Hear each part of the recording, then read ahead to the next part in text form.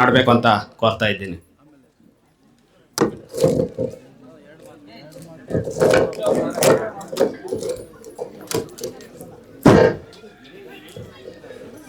ಇವತ್ತು ನಮ್ಮ ಹನುಮನಹಳ್ಳಿ ಗ್ರಾಮ ಪಂಚಾಯಿತಿಯ ಮೇಲೇರಿ ಗ್ರಾಮಕ್ಕೆ ಸುಮಾರು ನಾಳೆ 15ನೇ ತಾರೀಕು ಬಂದರೆ 78 ವರ್ಷ ಕಳೀತದೆ.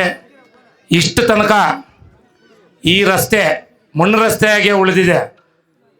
ಅದಕ್ಕೆ ಅದೇ ಕಾರ್ಯಕ್ರಮಕ್ಕೆ ಇವತ್ತು ಏನು ನಮ್ಮ ಮೇಲೇರಿ ಗ್ರಾಮಕ್ಕೆ ಆಗಮಿಸಿರ್ತಕ್ಕಂಥ ನಮ್ಮ ಎಲ್ಲರ ನೆಚ್ಚಿನ ನಾಯಕರು, ಜನಪ್ರಿಯ ಶಾಸಕರು ಆಗಿರ್ತಕ್ಕಂಥ ಸಮೃದ್ಧಿ ಮಂಜಣ್ಣವರೇ, DCC ಬ್ಯಾಂಕ್ ನಿರ್ದೇಶಕರಾಗಿರ್ತಕ್ಕಂಥ ನಮ್ಮ ರಘುಪತ್ ರೆಡ್ಡಿ ಅಣ್ಣವರೇ, ಕೋಮುಲ್ ನಿರ್ದೇಶಕರಾಗಿರ್ತಕ್ಕಂಥ ನಮ್ಮ ಶಾಮಣ್ಣವರೇ, ಗ್ರಾಮ ಪಂಚಾಯತಿ ಅಧ್ಯಕ್ಷರೇ, ಮತ್ತು ನಮ್ಮ ಬಳಶೆಟ್ಟಳ್ಳಿ ವೆಂಕಟರಮಣ್ಣ ಅವರೇ, ಇನ್ನೂ ವೇದಿಕೆ ಮೇಲೆ ಹಲವಾರು ಮುಖಂಡರಿದ್ದಾರೆ. ಎಲ್ಲರೂ ನನ್ನ ಸ್ನೇಹಿತರಿಗೂ ಧನ್ಯವಾದಗಳು ತಿಳಿಸ್ತಾ, ವೇದಿಕೆ ಮುಂಭಾಗದಲ್ಲಿರ್ತಕ್ಕಂಥ ಎಲ್ಲ ಪತ್ರಿಕಾ ಮಾಧ್ಯಮದವರೇ ಮತ್ತು ಮೇಲೇರಿ ಗ್ರಾಮದ ಯುವಕರು ಮತ್ತು ಹಿರಿಯರೇ ಮತ್ತು ತಾಯಂದಿರೇ, ಅಕ್ಕ ತಂಗಿಯರೇ, ಇವತ್ತು ನಮ್ಮ ಶಾಸಕರು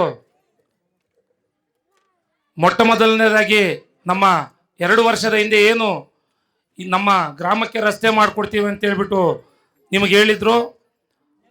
ಕಾಂಗ್ರೆಸ್ ಸರ್ಕಾರದಿಂದ ಏನು ಹಣದ ಕೊರತೆ, ಇವತ್ತು ಎಲ್ಲ ಶಾಸಕರು ಸಿದ್ದರಾಮಯ್ಯನ ಮೇಲೆ ಮತ್ತು DK ಶಿವಕುಮಾರ್ ಮೇಲೆ ರೆಬಲ್ ಆಗೋ ಅಷ್ಟೊತ್ತಿಗೆ ಇವತ್ತು ಕರೆದು ಕೂರಿಸ್ಬಿಟ್ಟು ಪ್ರತಿಯೊಂದು ಜಿಲ್ಲೆಯವರು ಶಾಸಕರನ್ನು ಕರೆಸ್ಬಿಟ್ಟು ಇವತ್ತು ಹಣ ನೀಡ್ತಾ ಇದ್ದಾರೆ, ಗ್ರಾಂಟ್ಸ್ ಕೊಡ್ತಾ ಇದ್ದಾರೆ.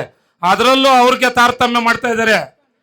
ನಮ್ಮ ಕಾಂಗ್ರೆಸ್ ಪಕ್ಷದ ಶಾಸಕರಿಗೆ 50 ಕೋಟಿ ಕೊಡ್ತಾರೆ, ಬೇರೆ ಪಕ್ಷದಲ್ಲಿ ಗೆದ್ದಿರ್ತಕ್ಕಂಥ ಶಾಸಕರಿಗೆ 25 ಕೋಟಿ ಅಂತ ಹೇಳ್ಬಿಟ್ಟು ಹೇಳ್ತಾರೆ.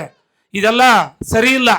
2 ವರ್ಷದಿಂದ ಗ್ರಾಮ ಪಂಚಾಯತಿಗೆ ರಾಜ್ಯ ಸರ್ಕಾರದಿಂದ ಒಂದೇ ಒಂದು ಮನೆ ಕೂಡ ಕೊಟ್ಟಿಲ್ಲ. ಇವತ್ತಿಗೂ ಕೊಟ್ಟಿಲ್ಲ, ಇನ್ನು ಮುಂದೆ ಅವ್ರಿರೋ ತನಕನೂ ಕೊಡಲ್ಲ. ಏನಾದರೂ ಬಂದರೆ ಕೇಂದ್ರ ಸರ್ಕಾರದಿಂದ ಇವತ್ತು ನರೇಂದ್ರ ಮೋದಿ ಅವ್ರು ಕೊಡ್ತಾರೆ. ಈಗ ಮೊನ್ನೆ ಬಜೆಟಲ್ಲಿ ಕೂಡ 2 ಕೋಟಿ ಮನೆ ಅವರು ಹೇಳಿದ್ದಾರೆ, ಕೊಡ್ತಾರೆ.